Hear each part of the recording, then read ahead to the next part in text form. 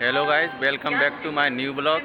और हम दोनों भाई निकले हैं उज्जैन जाने के लिए और ग्वालियर स्टेशन पर अभी ट्रेन का इंतज़ार हो रहा है। कुछ ही टाइम में ट्रेन आने वाली है। पूरी वीडियो को वॉच कीजिए।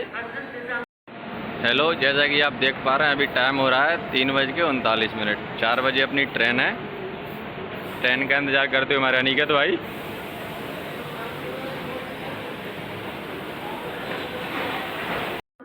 हमारे अभी से भाई को गर्मी लग रही है तो गर्मी शांत करने की व्यवस्था कर रहे हैं। ओ क्या ले लिया ये, क्या बात है। भैया का इंतजार खत्म हुआ, अब ट्रेन आ चुकी है। बड़े प्रसन्न हो रहे हैं। हाँ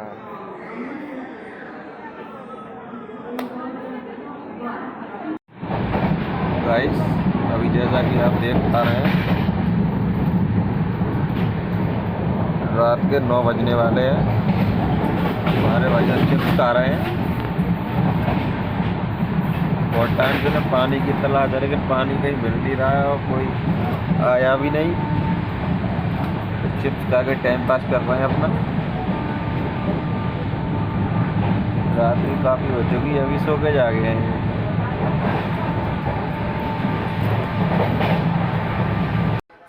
अवंतिकायां वेतावतारं मुक्तिप्रदाय च सज्जनानां अकाल मृत्यु परिरक्षणार्थं वंदे महाकालं सुरेशम।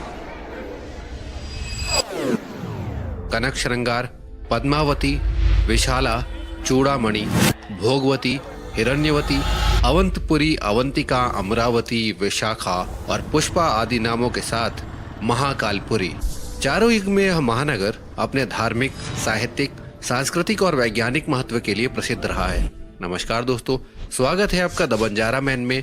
और आज हम पौराणिक नगरी उज्जैन में अवंतिकापुरीश्वर मृत्यु लोकाधिपति बाबा महाकाल के महाकाल ज्योतिर्लिंग धाम की दर्शन यात्रा का आनंद लेंगे।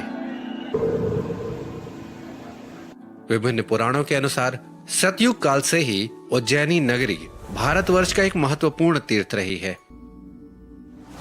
यह महानगर भौम तीर्थ भी है और साथ ही नित्य तीर्थ भी है।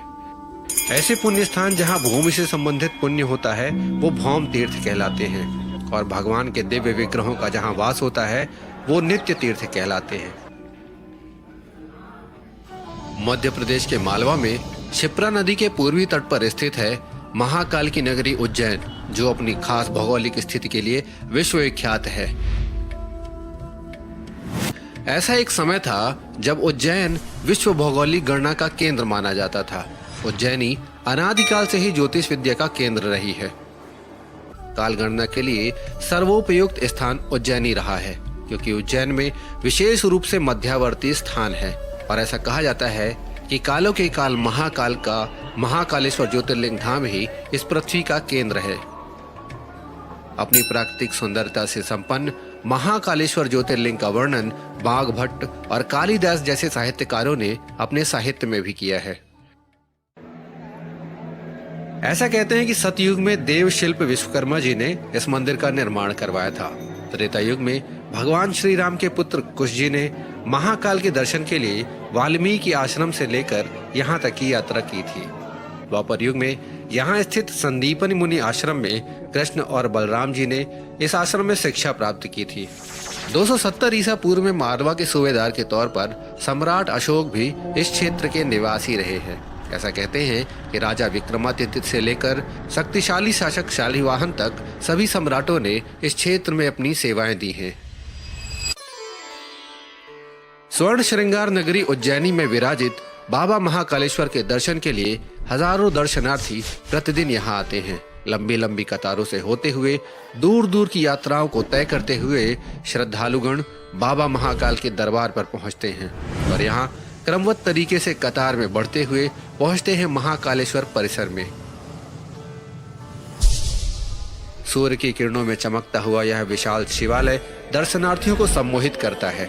महाकालेश्वर का संपूर्ण मंदिर परिषद मंत्रों की पिनाद, घंटियों की आवाज और नगाड़ों की घोष के साथ हमेशा ही गुंजायमान रहता है। महाकालेश्वर के गर्भगृह में 3 फीट ऊंचा व 6 फीट घेरे वाला काले रंग का सुंदर विशालकाय शिवलिंग स्थापित किया गया है, जहां चारों तरफ 16 फीट घेरे वाली चांदी की एक जलहरी है, जिसके साथ ही चांदी का भव्य त्रिशूल और डमरू भी स्थापित किया गया है।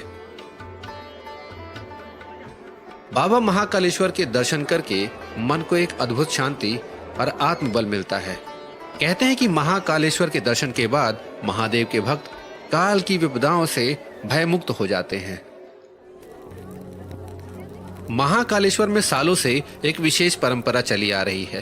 कहते हैं कि प्रतिदिन प्रातः 4 बजे के समय अभिषेक के बाद महाकाल को चिता की भस्म लगाई जाती है और निष्काम महादेव के स्पर्श के बाद चिता की यह भस्म भी पवित्र हो जाती है।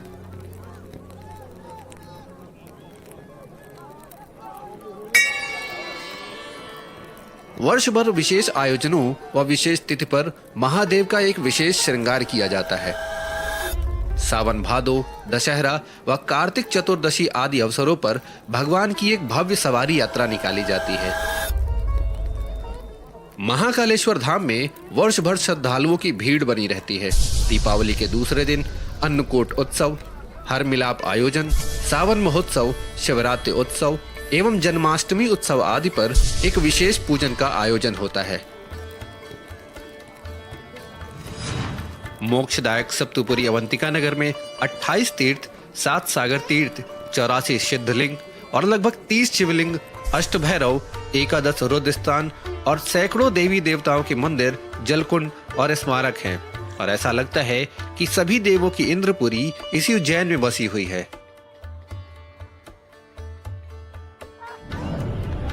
उज्जैन स्थित महाकालेश्वर ज्योतिर्लिंग की यात्रा दर्शन अगर आपको पसंद आई हो तो वीडियो को लाइक करके कमेंट बॉक्स में हर हर महादेव जरूर लिखिएगा। तो बंजारा मैन को